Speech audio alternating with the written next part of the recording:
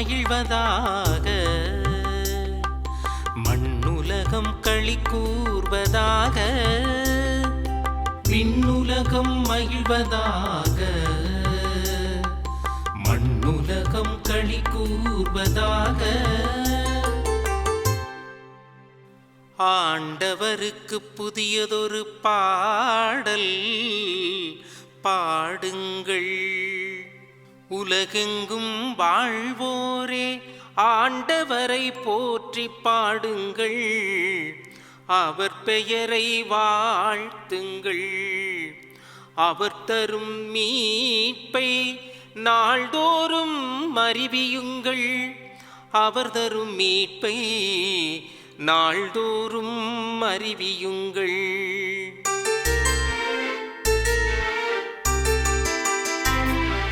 விண்ணுலகம் மகிழ்வதாக,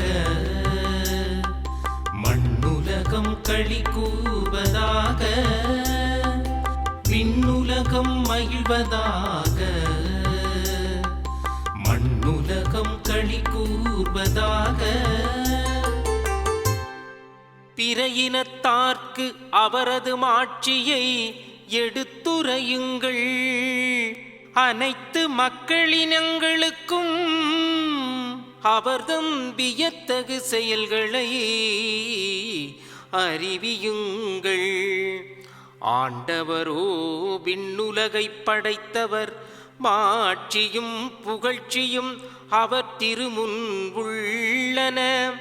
ஆற்றலும் எழிலும் அவரது திருத்தலத்தில் உள்ளன.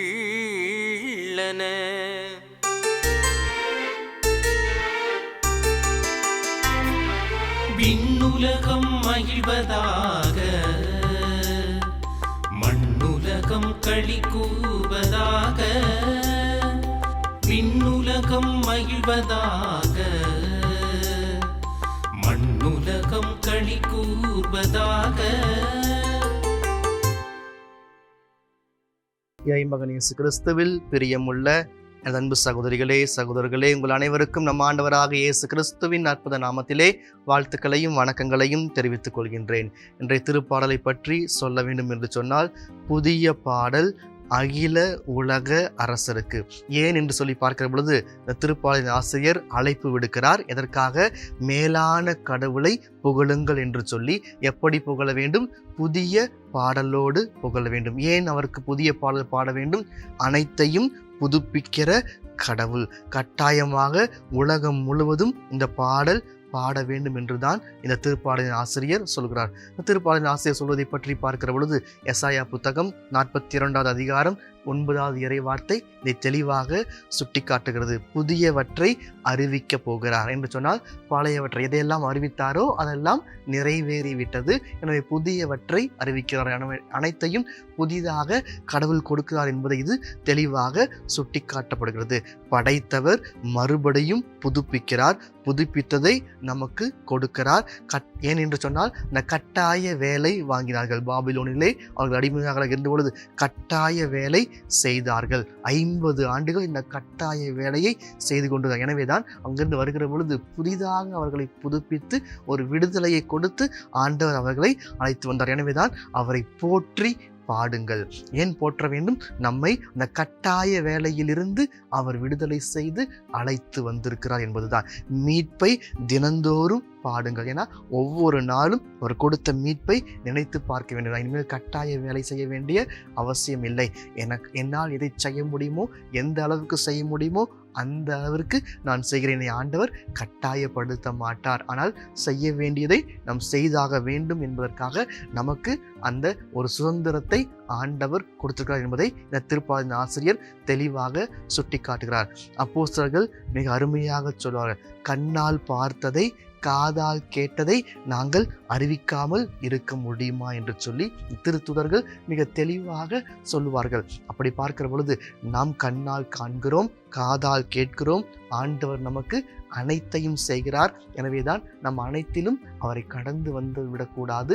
எப்பொழுதும் அவரோடு இருக்க வேண்டும் என்பதை எந்த சூழ்நிலையிலும் நாம் மறந்துவிடக்கூடாது. அப்படின்னா நம்ம கண்ணால் எதை பார்க்கிறோம்? எல்லா வாரம் முழுசும் எல்லா பக்கம் எங்கெங்கேயோ போகிறோம், எதையோ பார்க்கிறோம். இல்லை என்று சொன்னால் திருப்பலியிலே நற்கருணை வடிவிலே ஆண்டவரை சந்திக்கிறோமா? இறை வார்த்தையை வாசிக்கிறோமா?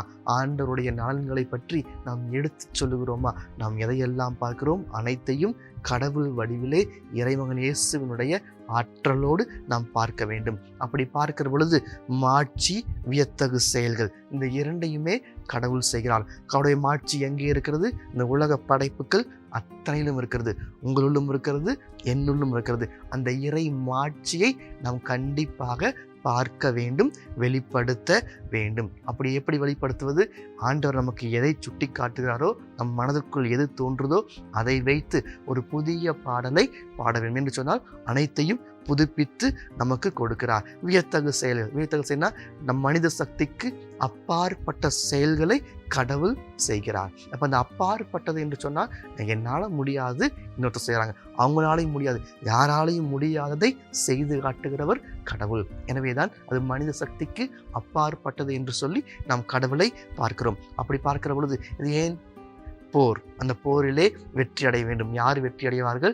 கடவுள் யார் பக்கம் இருக்கிறார்களோ அவர்கள் தான் வெற்றி அடைவார்கள். போரிடுகிற பொழுது கண்டிப்பாக சோர்ந்து போவார்கள். சோர்ந்து போனாலும் கூட தான் பெற்ற வெற்றியை என் நாட்டு மக்களுக்கு அறிவிக்க வேண்டும் என்று சொல்லி ஒரு படை வீரன் எப்படியாக ஓடி வந்து நாம் வென்று விட்டோம், நாம் ஜெயித்து விட்டோம் என்று சொல்லி சொல்லுவாரோ அந்த அளவிற்கு நாம் எவ்வளவு சோர்வாக இருந்தாலும் நாம் கடவுளை சந்திக்க வேண்டும், கடவுளோடு உறவாட வேண்டும். கடவுளை விட்டு நாம் எந்த சூழ்நிலையும் பிரிந்து விடக்கூடாது. வெற்றியை அறிக்கையிட வேண்டும், வெற்றியை சொல்லி காட்ட வேண்டும். ஆக கடவுள் நமக்கு அந்த வெற்றியை கொடுத்திருக்கிறார். அந்த வெற்றி ஏற்கனவே நம் முன் வைக்கப்பட்டிருக்கிறது. அதை நாம் சென்று எடுத்துக்கொள்ள வேண்டும், அவ்வளவுதான். அதை எடுப்பதற்கு நாம் என்ன செய்ய வேண்டும் என்று கடவுள் சொல்லுகிறாரோ அதை சரிவர செய்ய வேண்டும். அப்படி பார்க்கிற பொழுது அந்த இஸ்ரேல் மக்கள் அந்த வெற்றி அடைவதற்காக என்ன செய்தார்கள்?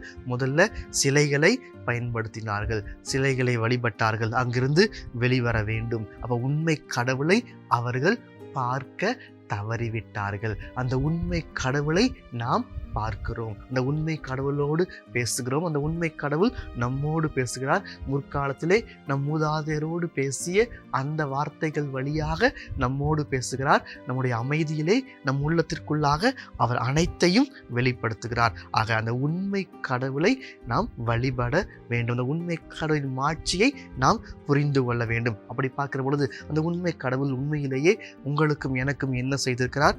விண்ணையும் மண்ணையும் படைத்து அதில் இருக்கிற அனைத்தையும் பாதுகாத்து அதை நம்முடைய பொறுப்பிலே கொடுத்திருக்கிறார். இதை நாம் பாதுகாத்து பயன்படுத்தி கொள்ள வேண்டும். எதற்காக? நம்முடைய வாழ்வினுடைய முன்னேற்றத்திற்காக.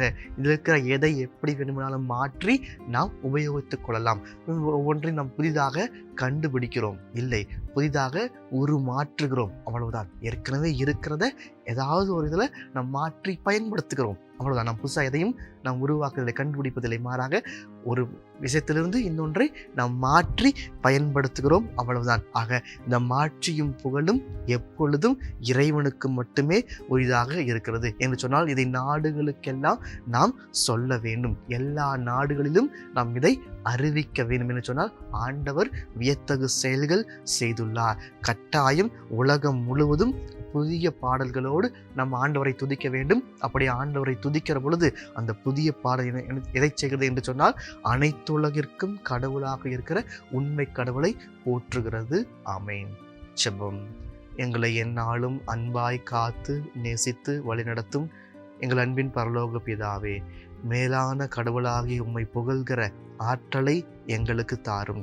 நாங்கள் கண்ணால் கண்டதையும் காதால் கேட்டதையும் அறிவிக்கிற ஆற்றலையும் மீட்பை தினந்தோறும் புதிய பாடலாக பாடுகிற வல்லமையும் எங்களுக்கு பொழிந்து ஆசீர்வதித்து வழிநடத்துவீராக. ஆமேன்.